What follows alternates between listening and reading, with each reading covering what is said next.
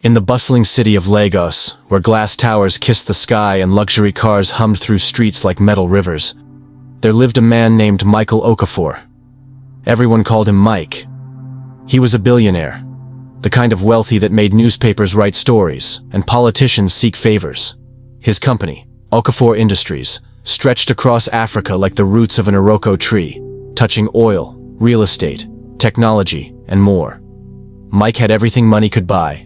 A mansion with 30 rooms, cars from 3 continents, and clothes that cost more than most people earned in a year.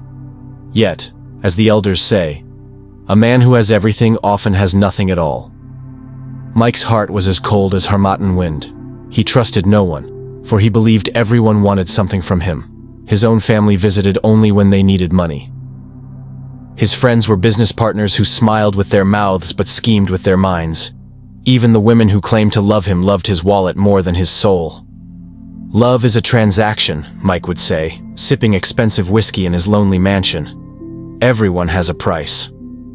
In that same city, in a neighborhood where houses pressed together like teeth in a crowded mouth, lived a woman named Grace Nwankwo. Her parents had named her well, for she moved through life with quiet grace despite her struggles. Each morning before the sun painted the sky orange, Grace would wake, braid her hair quickly, and catch 3 buses to reach the wealthy district where she worked as a cleaner. Grace cleaned offices in Okafor Tower, the glass giant that housed Mike's corporate headquarters. She mopped floors that reflected the sky, wiped windows that birds flew into by mistake, and emptied trash bins filled with papers worth more than her monthly salary. Yet she never complained. Her mother had taught her, honest work is honorable work, no matter how small. Grace was beautiful, but she didn't know it. Her beauty was the quiet kind, like a river that flows without announcing itself. She had eyes that held kindness, a smile that made children laugh, and hands that worked without seeking praise. She had a younger brother, Daniel, who was sick with a disease that made his kidneys fail. The hospital bills consumed her salary like fire eats dry grass. Every kobo she earned went to keeping her brother alive. She wore the same 3 dresses, ate 1 meal a day, and walked instead of taking buses whenever possible. "Sister, stop suffering for me," Daniel would say from his hospital bed, his young face gray with illness. "Let me go. Join the ancestors." "Don't talk like that," Grace would scold him gently. "You are my blood. I would give my last breath to keep you breathing." It was a Friday evening, the kind when Lagos traffic turned roads into parking lots and patience into anger. Mike had worked late, as usual, reviewing contracts and firing employees who disappointed him. He was the last person in the tower, or so he thought. As he walked to his private elevator, he felt strange. The room began to spin like a child's top. His chest tightened as if a python had wrapped around his ribs. Sweat poured down his face like rain, and his briefcase fell from his hand with a loud thud. "Help," he whispered, but his voice was too soft. He collapsed to the floor, his expensive suit crumpling beneath him. Death was coming for Michael Okafor, and death doesn't care about bank accounts. In the cleaning closet on the same floor, Grace was wringing out her mop, preparing to finish her shift. She heard the sound, that heavy thud of something falling. She paused, listening. Then she heard it. A groan, weak and desperate. Most people would have ignored it. Most people would have thought, not my problem. But Grace's heart was different. As the proverb says, the ear that doesn't hear good advice will follow the head to be cut off. But also, the heart that doesn't feel for others has already died. She ran toward the sound, her worn slippers slapping against the marble floor. There she found him, the great Michael Okafor, king of industry, lying helpless like a child. "Sir! Sir!" she called, kneeling beside him. His eyes were half closed, his breathing shallow.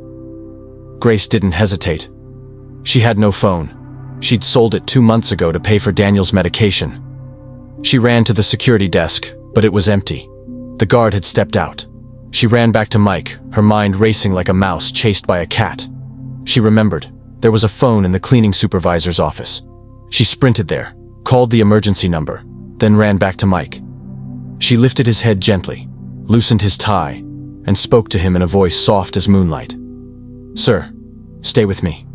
Don't go yet. Your ancestors aren't calling you tonight." She sang to him, an old lullaby her mother had sung when she was afraid. "My child, don't be afraid.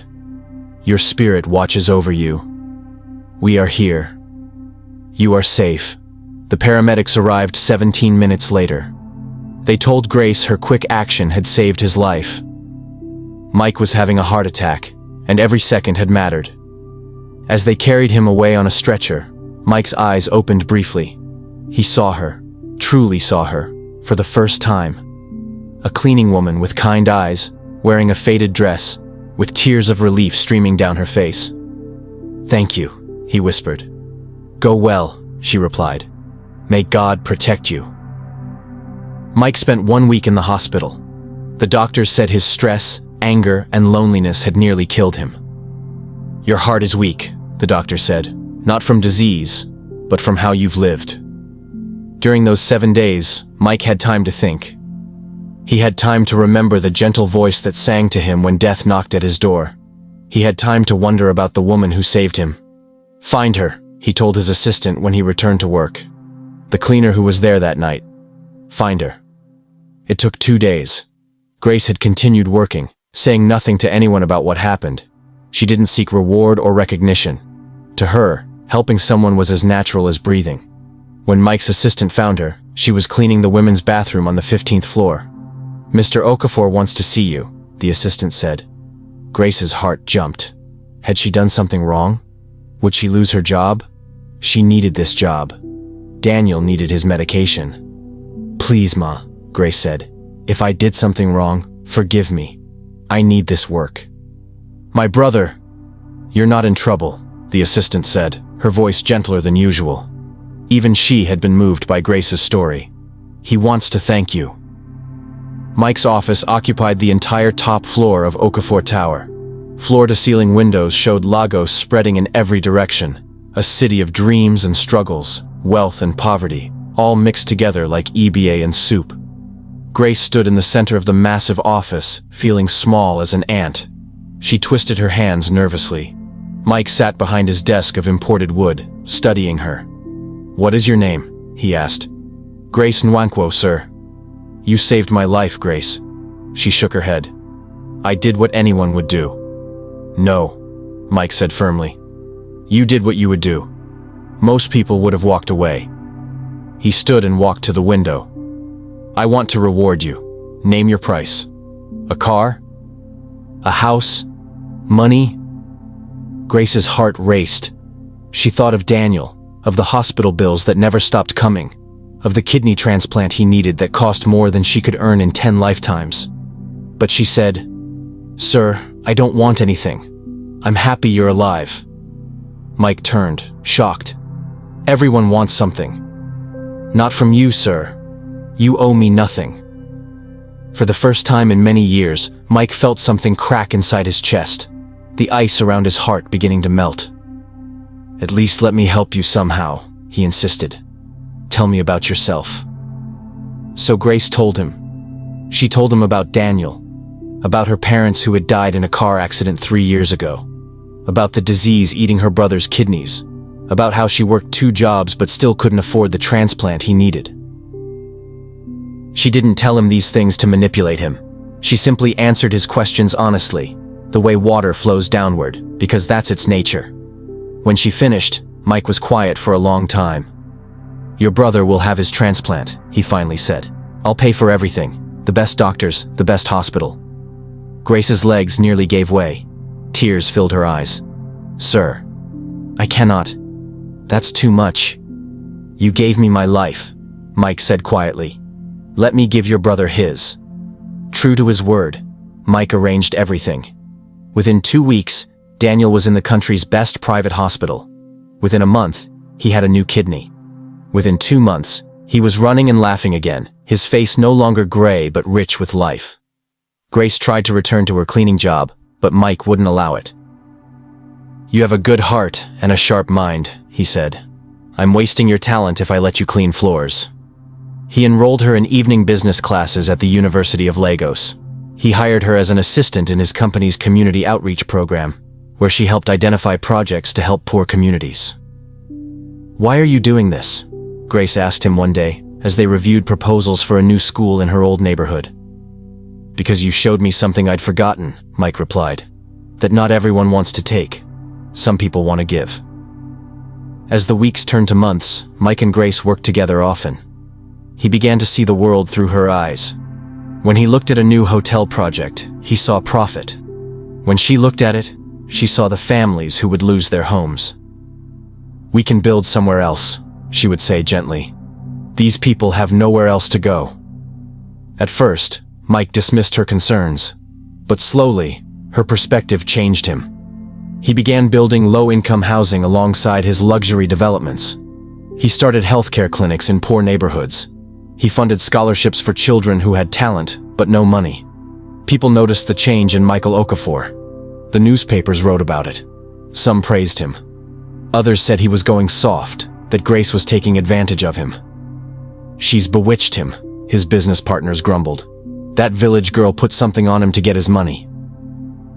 But Mike didn't care. For the first time in his life, he felt truly wealthy. Not because of his bank account, but because of the richness he felt in his soul. One evening, after a long day of work, Mike invited Grace to his mansion for dinner. She had visited before for business meetings, but this felt different. The table was set with candles. Soft music played. The sunset painted the sky in colors that had no names. "Grace," Mike began, his voice uncertain in a way his business voice never was. "I need to tell you something." She looked at him, waiting. "Since the night you saved me, you've saved me again every day. You've shown me how to live, not just exist. You've taught me that wealth isn't measured in money but in kindness, in compassion, in love." He took her hand, and his palm was sweating. The great Michael Okafor, who never showed fear in boardrooms, was trembling. "I've fallen in love with you," he said. "Not because you're convenient or because you want something from me, but because you're the first person who wanted nothing from me at all. You loved me before you even knew me, just by saving my life, and now I love you with everything I am." Grace's eyes filled with tears. "Mike, I know the world will talk," he continued. "They'll say you're after my money. They'll say I'm foolish. They'll call you names. But I don't care. I've spent my whole life caring what people think, and it nearly killed me. I'd rather spend the rest of my life with you, being truly rich, than spend another day in that cold mansion, truly poor." Grace withdrew her hand gently. Mike's heart sank. "I need to tell you something too," she said quietly. "I love you, Mike. I think I've loved you from the moment I saw your eyes open in that hospital, full of gratitude instead of arrogance. But I'm afraid." "Of what?" "Of being like everyone else who disappointed you. What if you're only grateful, not truly in love? What if this feeling fades, and you realize I'm just a poor girl who cleaned your floors? What if—" Mike placed a finger gently on her lips. "The elders say, you can't build a house with fear. They also say, the best soup is made with love, not expensive meat. Grace, you are my best soup." They both laughed then, and laughter broke the tension like dawn breaks darkness. "Will you marry me?" Mike asked. "Ask me properly," Grace said with a small smile. "Go to my uncle. Pay my bride price. Do it the right way." "I'll pay any price," Mike declared. "My uncle will ask for 1 goat and cola nuts," Grace said, laughing. "We're not trying to bankrupt you." The wedding of Michael Okafor and Grace Nwankwo became legendary in Lagos. Mike wanted to make it the biggest celebration the city had ever seen, but Grace insisted on something different. "Let's have 2 weddings," she suggested. "One in your world, for your business partners and society friends. But the real one, the one that matters, let's have it in my neighborhood, where I grew up. Let the people who knew me when I was nobody see that I've become somebody, not because of wealth, but because of love." So they did. The first wedding was at the Echo Hotel, with champagne fountains and ice sculptures and a band flown in from South Africa. Politicians came, Celebrities came, and everyone took photos for Instagram. But the second wedding, held 1 week later in Grace's old neighborhood, was the one people talked about for generations. Mike wore traditional attire, a red wrapper and a simple shirt. Grace wore her mother's old wedding beads, repaired and polished until they gleamed like new. They danced in the street. They fed fufu to the elders. Children ran around their feet, laughing. The entire neighborhood celebrated, for they knew Grace's story. How she had worked and suffered and stayed kind despite her hardships. "See how the mighty have learned humility," the elders said, nodding with approval. "This is how life should be. The high learning from the low, the rich learning from the poor." Daniel was there, healthy and strong, dancing with more energy than anyone. "My sister married a billionaire," he told everyone proudly. "But he's the lucky one." But as in all good stories, happiness faced a test. 3 months after the wedding, Mike's company faced a crisis. A business deal gone bad, a partner who had betrayed him, and suddenly, Okafor Industries was bleeding money. Millions disappeared. The company's stock fell like a stone in water. Mike's so-called friends abandoned him. His family members who had praised the wedding now whispered that Grace had brought bad luck. "He should have married within his class," they said. "This is what happens when a king marries a servant." One night, Mike came home defeated, his shoulders slumped like an old man's. He found Grace in the kitchen, cooking. The mansion staff had been reduced. They couldn't afford so many workers anymore. "We might lose everything," Mike said quietly. "The house, the cars, the company. I might become poor, Grace. Poorer than you were when I met you." Grace continued stirring the pot of soup. Then she turned to him, her eyes steady as ancient stones. "Do you remember what I was doing when you met me?" she asked. "Cleaning," he said. "And I was happy. Not because cleaning made me happy, but because I knew who I was. I was Grace, blessed and favored, even when I scrubbed toilets. And you, Mike, you're not your money. You're not your company. You're the man whose life I saved. You're the man who paid for my brother's health. You're the man who learned to care about people, not just profit." She took his hands in hers. "If we lose everything tomorrow, we'll be fine. I know how to be poor. I can teach you. We'll get a small apartment. I'll clean again if I have to. You can drive a taxi. We'll eat beans instead of steak. But we'll eat together. And that's all that matters." Tears ran down Mike's face. Tears he hadn't cried since he was a boy. "How did I find you?" he whispered. "You didn't find me," Grace replied with a smile. "I found you, lying on the floor, dying. And I chose to help. And you chose to learn. And that's how love works. We keep choosing each other, in wealth and poverty, in sickness and health." That night, Mike had a dream. In it, an old man appeared, ancient and wise, with white hair like clouds and eyes like deep wells. "Do you know who I am?" the old man asked. "Are you my father?"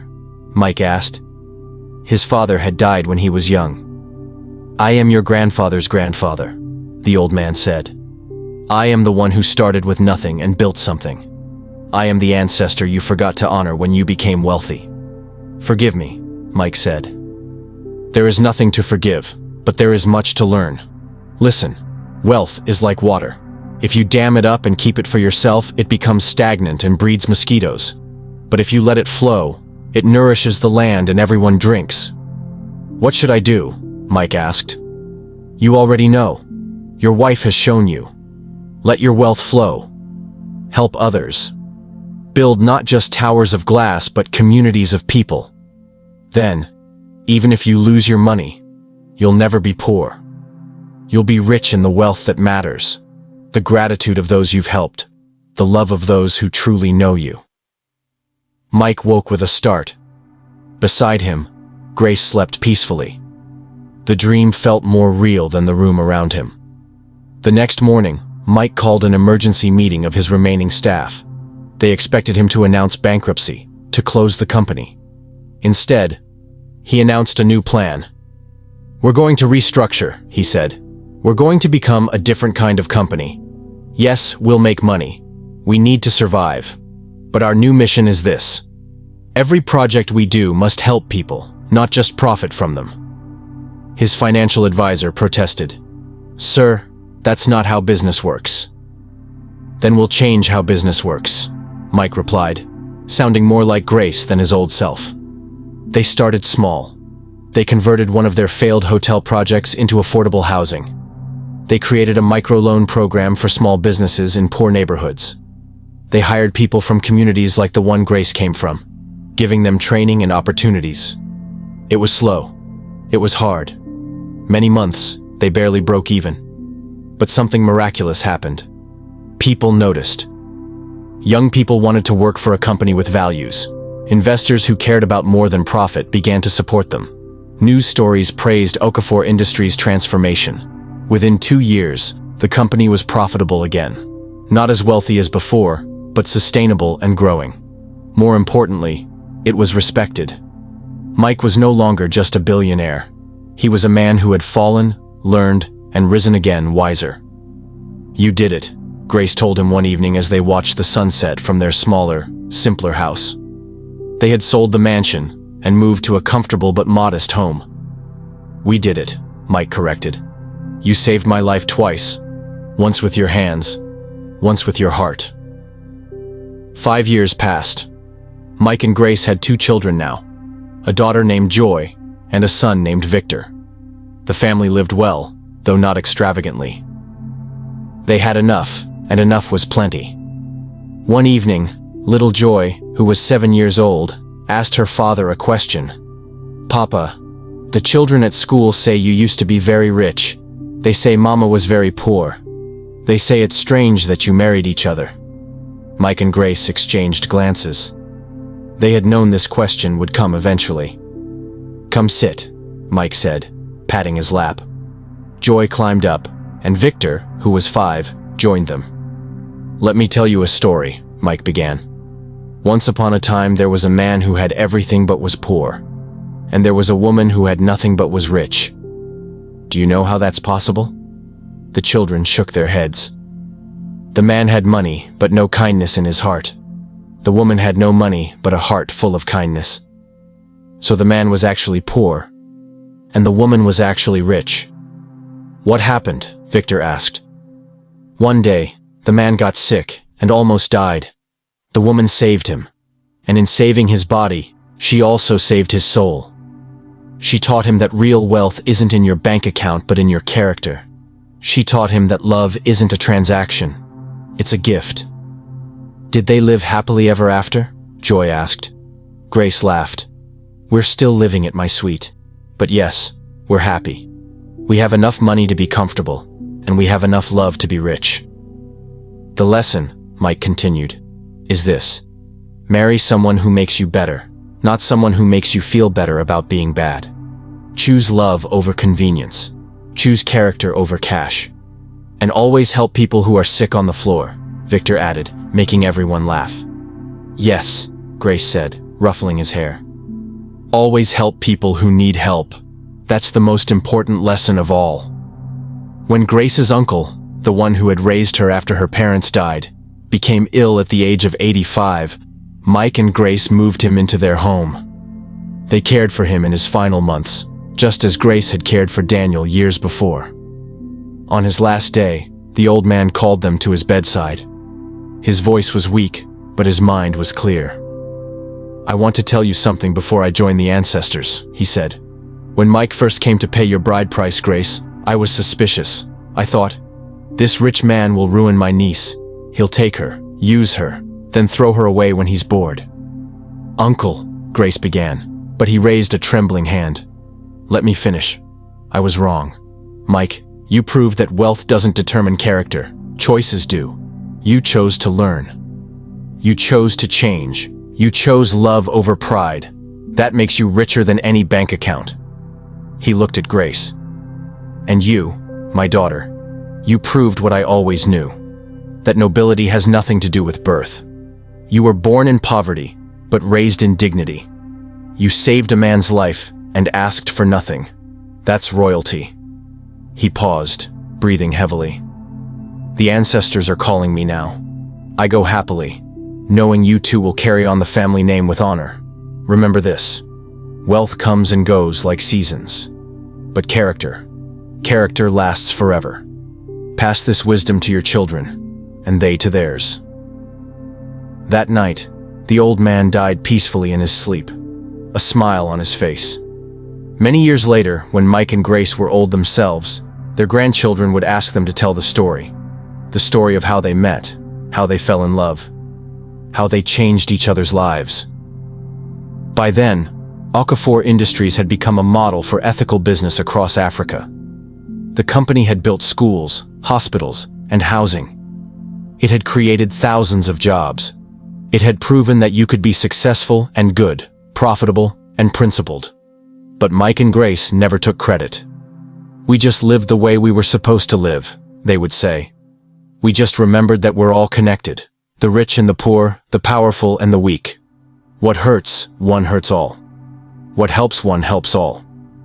On their 50th wedding anniversary, the couple sat on their porch, watching the sun set over Lagos. The city had changed so much since that night when Grace found Mike dying on the floor. But some things hadn't changed. The way the sky turned orange at dusk. The way the evening wind brought coolness after the heat of the day. "Do you ever regret it?" Mike asked suddenly. "Regret what?" "Saving me. Your life could have been simpler. You could have walked past me that night. You could have married someone from your own background." Grace took his wrinkled hand in hers. "If I had walked past you, who would I be? Not the person I wanted to be. Not the person my mother raised me to be. But look at all the trouble I brought you. The gossip, the criticism, the challenges. And look at all the joy," Grace countered. "Our children, our grandchildren, the people we've helped, the lives we've touched. Mike, that night when I found you, I didn't just save your life. I found my purpose. I found my partner. I found my home." They sat in comfortable silence for a while. The kind of silence only people who truly know each other can share. "Do you know what the greatest lesson was?" Grace finally said. "Tell me." "That love doesn't look at bank accounts. Love looks at the heart. The richest person isn't the one with the most money, but the one with the most love to give." Mike smiled. "You've been giving me that lesson for 50 years. And you've been learning it beautifully." As the sun finally disappeared below the horizon, painting the sky in shades of purple and gold, somewhere in Lagos, a young woman was helping a stranger who had fallen ill. Somewhere, a wealthy man was learning to see beyond his privilege. Somewhere, love was teaching the lesson it has taught since the beginning of time.